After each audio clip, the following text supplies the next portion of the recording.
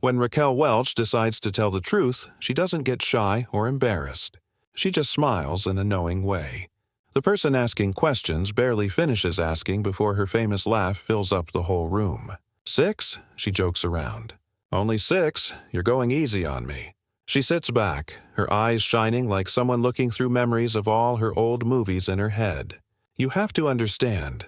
I started acting in a time when every movie set was full of really charming people. Real charm. Not just good-looking faces, but men who knew how to look at you like you were the only person they could see. I'd walk onto a movie set, and half the time I'd forget what scene we were supposed to be filming. Her voice gets quieter, the kind of voice that used to get written about in newspapers. I've acted in movies with famous legends, men who could make the camera love them just by leaning against a doorway. Some were funny, some were a little bit dangerous, some were just impossible not to watch. And a few, she stops talking for a moment, that famous smile spreading slowly across her face. A few made me wish the movie director would ask us to do the scene one more time, just to see if that special feeling would happen again. She laughs quietly, shaking her head. People always think it was about being beautiful, but that's not what it is. What really gets your attention isn't just looks, it's being confident, being funny, having a little bit of danger, maybe the ones who made me laugh or made me look twice. Those are the ones I still remember. She leans forward, like she's sharing a secret, her voice full of playfulness. And yes, I remember them, all 6 of them. I mostly behaved myself, but there were moments that still make me smile when I think about them. Moments when the chemistry between us was real enough to make even me forget I was just acting. Then she sits back again, her eyes sparkling. So, do you really want to know who they were? A slow smile spreads across her face. All right, sweetie, but don't say I didn't give you a warning. 1. Burt Reynolds. Raquel laughs before the person asking questions even finishes saying his name. Burt, she says, shaking her head like she just remembered a private joke between them. Now that was a man who knew how to walk into a room and get everyone's attention. She leans back, smiling at the memory. We made a movie called 100 Rifles together, back in the late 1960s. Lots of dirt, hot weather, craziness, and Burt right there in the middle of everything, acting like he was born knowing how to handle all of it. He had that wild charm, that smile that said he knew exactly what he was doing and didn't mind if you knew it too. Her voice becomes fond and amused. Burt was pure trouble, but the good kind of trouble. He had this energy that could turn a long, terrible day into a really good time. Everyone working on the movie loved him. You couldn't stay angry at the man even when he was making you crazy. She smiles bigger. On the movie set, he was trouble. The kind that makes you roll your eyes and laugh at the same time. He'd tell a joke right before we started filming just to see if I could keep from smiling. And half the time I couldn't do it. That sparkle he had when the camera was on him, it wasn't acting. It was just Burt being himself. Then her face becomes a little softer. He was generous too. A real old-fashioned gentleman underneath all that showing off. He always made sure the other actors got attention when they needed it. He understood that chemistry isn't about stealing all the attention. It's about sharing it. Raquel laughs again, shaking her head. He had that twinkle in his eye like he knew every secret in the room, and might tell you one if you asked him nicely. Working with him was pure fun. Tiring, you never knew what would happen, but fun. She tilts her head with the spark of remembering good times in her eyes. You know, you can't pretend to have that kind of charm. Burt didn't just walk onto a movie set. He owned it, and if you were smart, you just stood your ground and enjoyed the ride. 2. Dean Martin. Raquel smiles before she even gives an answer. Dean Martin, she says quietly, like just saying the name is like music. Nobody else ever had that kind of coolness. It wasn't an act. It was who he really was. You couldn't tell where the regular man ended and the famous legend began. She laughs. The sound is half admiration, half not quite believing it. We made a movie called Bandolero together. I was still learning how to be a star in Hollywood. And there's Dean. Charming, relaxed, always with that little smile like he already knew the joke before you told it. He made everyone around him relax and feel better. The man could turn a stressful movie shoot into a party. Raquel shakes her head, smiling. Dean had this rhythm about him. You'd be practicing your lines and suddenly he'd start humming or telling jokes to the movie crew. Somehow, when the cameras started filming, he'd do everything perfectly. You'd think he's not even trying, but that was how talented he was. He made everything look easy. Her voice becomes softer. He was kind, too. The kind of kindness that didn't want credit for it. He always made sure you were comfortable. Always had time to make you laugh.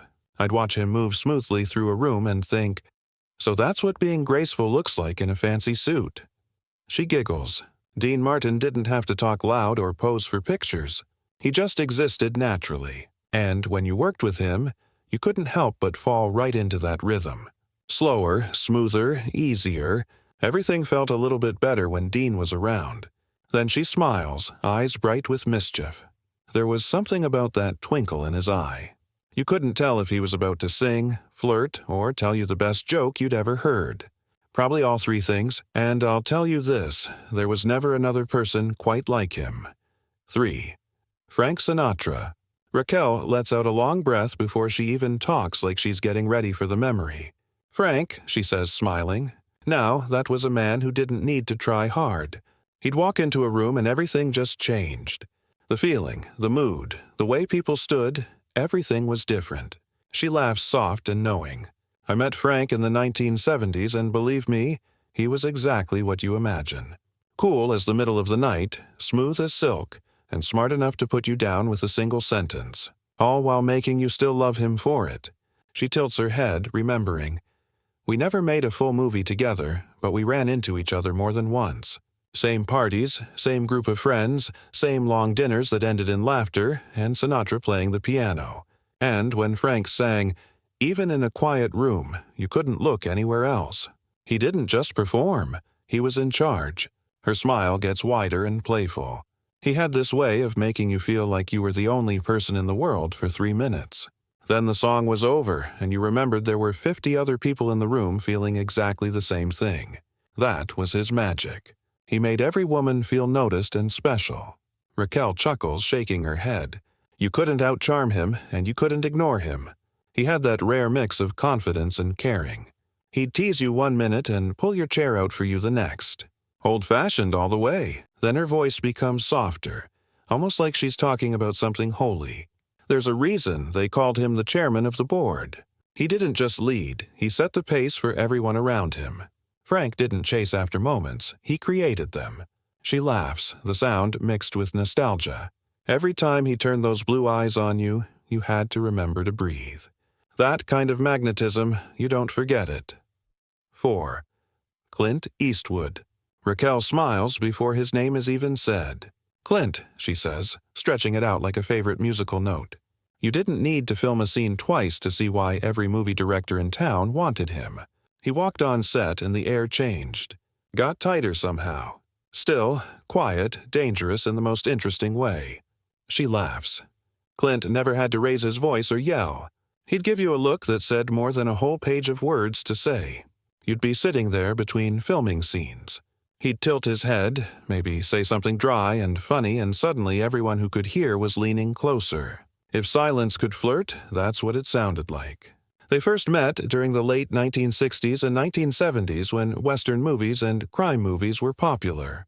We were both living in that time between the old movie studio system and the new Hollywood. Clint brought realness to it. Dirt, sweat, patience. You couldn't fake that. You learned by watching him. She stops thinking. He was careful about details, always watching the light, the timing, the smallest movement. I'd finish a scene and he'd quietly say, "That was the one." No long speech, no drama. He just knew. Then her face becomes softer. He was kind in that quiet way. He'd help a young actor with a scene, help move equipment, listen when someone had a problem. There's real strength in that kind of quiet steadiness. She smiles a little wistfully. Clint Eastwood taught me that being still can be its own kind of power. You don't have to fill up the whole room. You just have to own the quiet. That's a rare gift. And I never forgot it. 5. Paul Newman. Raquel's smile becomes softer the moment his name is said. Paul, she says, almost whispering as if just saying the name deserves respect. Now there was the definition of effortless. Everything about him. His talent, his looks, his charm was completely natural. He didn't need to pretend to be a star. He just was one. She laughs gently. When you worked near Paul, you noticed how calm he made a movie set feel. There was never any noise or drama around him. Just focus. Even between filming scenes, he'd be the same. Thoughtful, steady, kind. It's a rare thing in this business to meet someone who can be both powerful and gentle at the same time. She thinks for a moment. People remember his eyes, of course. You couldn't not notice them. But for me, it was the way he carried himself. There was humor in everything he did. Never mean, just amused by life. He had this ability to make you laugh when you were nervous. You'd be worried about your lines, and he'd whisper something that reminded you to have fun. That's a real partner when you're acting in a scene. Raquel's voice becomes thoughtful. Paul loved actors. You could feel it. He watched what you were doing, responded to it, made it better. Every conversation felt alive. He was generous that way. He wanted you to shine right alongside him. Then she smiles, eyes bright. He used to say acting was just telling the truth while pretending to be in made-up situations. Watching him, you understood what he meant. He told the truth every time the camera started filming. No fake stuff, no tricks, just honesty. And it was beautiful. She lets out a small laugh. You meet a lot of stars in this business, but very few like Paul Newman. He reminded you what the job was really about. Connection, respect, and being graceful under pressure. That's the kind of memory that never goes away. 6. Sean Connery. Raquel lets out a laugh before the question is even finished. Sean Connery, she repeats, almost like she's tasting the name in her mouth. You could see him from far away. That walk, that voice, that complete confidence in who he was. The first time I met him, I thought, well, that's what they mean by having presence. He didn't need the fancy suit or the drink. He was James Bond, even when he was just walking to get lunch. She shakes her head, smiling. We worked together during a time when everyone was trying to copy a little bit of that Bond energy. But Sean didn't try to copy anything. He just had it naturally. You'd be doing a scene and he'd lower his voice just a tiny bit. And suddenly the whole room would lean forward to listen. He could fill up a camera shot without moving even an inch. Her voice becomes warmer. He was a gentleman in the truest meaning of the word. Polite, funny, curious about things. He'd ask about your family, your next movie project, what books you were reading. Underneath all that power was someone who really listened. I think that's why audiences trusted him. They felt he was paying attention. Raquel chuckles. And of course, he was wickedly funny. Completely dry humor. He could turn the simplest comment into a one-liner that made everyone laugh loudly. He had that Scottish rhythm to his humor. On purpose, unexpected, perfect. She pauses, thinking. Now, Sean taught you that real confidence isn't loud. It's calm, measured, self-contained. He didn't compete with anyone. He worked together with others. And when you stood across from him, you didn't want to copy him. You wanted to be just as good as him. Then she smiles almost wistfully.